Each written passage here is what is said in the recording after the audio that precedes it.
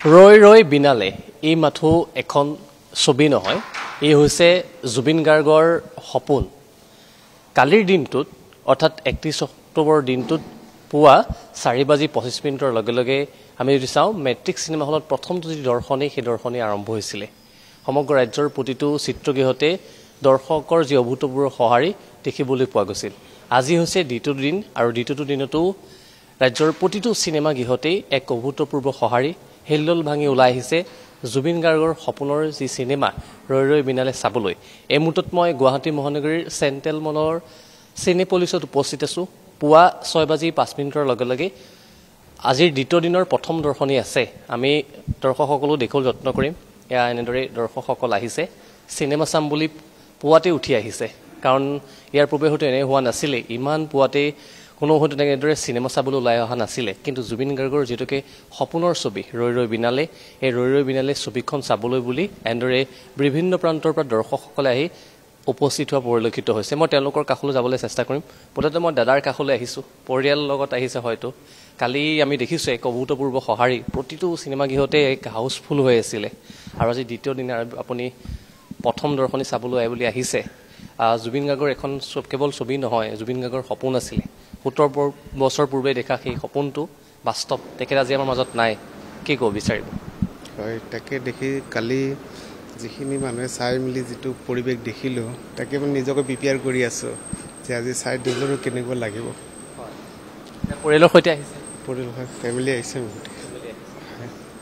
আপোনাৰ কাষলৈ আহিছোঁ। ইতিমধ্যে মোক কালি দিন দেখিছোঁ সকলো আৱেগিক হৈ পৰিছিলে চিনেমাখন চাই পেলাই। পৰিয়ালৰ সৈতে আহিছে। কালি হয়তো আপোনালোকে টিকটেই নাপালে? নাপালোঁ। আজি প্ৰথম দৰ্শনীতে পাইছোঁ।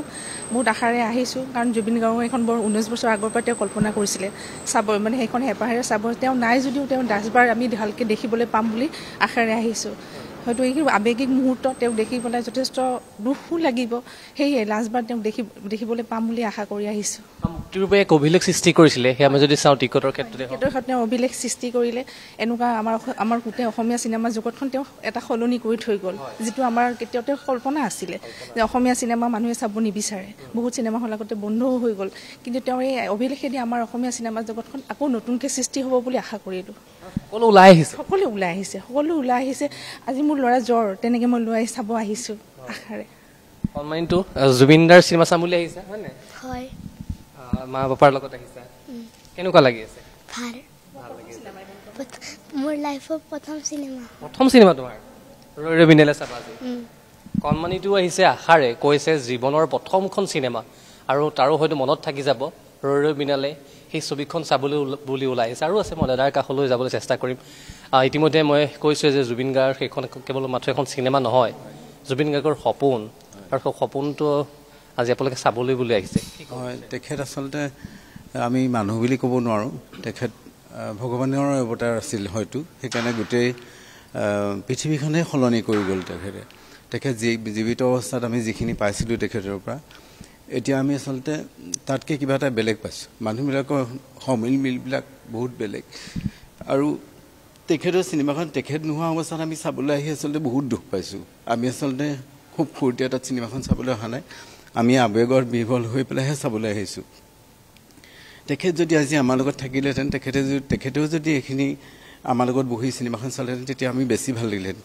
এতিয়া আমি তেখেত নাই, কিন্তু তেখেতক দেখা পাম, হুবহু তেখেতক জীৱিত অৱস্থাত দেখা পাম, সেই ভাৱত আমি তেখেতক চাবলৈ আহিছোঁ। আৰু এনেকুৱা এটা পৰিস্থিতি কৰিলে, এনেকুৱা ৰাতিপুৱাই মানে 4টা বজাত কোনো চিত্ৰগৃহতে চিনেমা চোৱাৰ নজিৰবিহীন ঘটনা ক'তো হোৱা নাছিল পৃথিৱীত। এনেকুৱা এই অসমতেই প্ৰথম, আৰু তেখেতৰ দ্বাৰাই এইখিনি হ'ল। তেখেত এনেকুৱা এজন অভূতপূৰ্ব ব্যক্তি আছিল, তেখেতৰ ব্যক্তিত্ব কৈ আমি শেষ কৰিব নোৱাৰোঁ।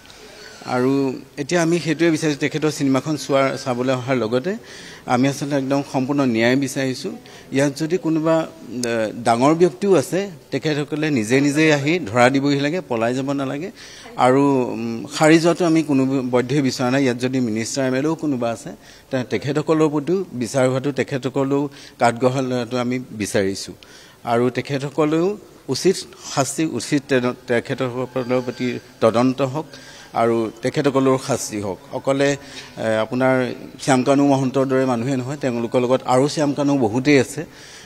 হয়তো আমাৰ চকুত সেইখিনি ধৰা পৰা নাই ৰাইজে হয়তো ভবা নাই সেইজন ব্যক্তিয়ে শ্যামকানুৰ লগত আছে সেইকাৰণে তেনেকুৱা শ্যামকানু বহুতেই ওলাব সেইকাৰণে উচিত তদন্ত হওক আৰু তেনেকুৱা ধৰণৰ শ্যামকানু মহন্ত শেখৰ জ্যোতি গোস্বামীহঁতৰ দৰে মানুহবিলাক মানে আৰক্ষী মানে আৰক্ষী প্ৰশাসনে ধৰি মেলি উচিত বিচাৰ কৰক তেতিয়াহে আমি চিনেমাখন চোৱাৰো আমি অৰ্থ বিচাৰি পাম আৰু জুবিন দাৰ যিটো মৃত্যুৰ যিটো বিভীষিকা সেইটো আমি আচল সেইটো তেতিয়াহে বিচাৰি পাম থাকিল চিনেমা গৃহৰ পৰাই তেখেতসকলে নিয়াৰ কাৰণেও প্ৰতিবাদ কৰা পৰিলক্ষিত হৈছে সকলো আৱেগিক হোৱা পৰিলক্ষিত হৈছে কালিৰ দিনটোত ইতিমধ্যে ৰৈ ৰৈ বিনালে ছবিখনে শুভমুক্তি লাভ কৰিছে আমি দেখিছিলোঁ সমগ্ৰ দেশজুৰি এক অভূতপূৰ্ব সঁহাৰি দেখিবলৈ পোৱা গৈছিল প্ৰতিটো চিত্ৰগৃহতেই এক প্ৰকাৰ ক'বলৈ গ'লে হাউচফুল আজিৰ দিনটোতো ব্যতিক্ৰম নহয় পুৱা 6 বজাৰ লগে লগে প্ৰতিটো চিত্ৰগৃহতেই ইতিমধ্যে এনেদৰে লোকসকল ওলাই আহিছে হিলদল ভাঙি ওলাই আহিছে কাৰণ জুবিন গাৰ্গৰ এখন কেৱল মাথো এখন ছবি নাছিল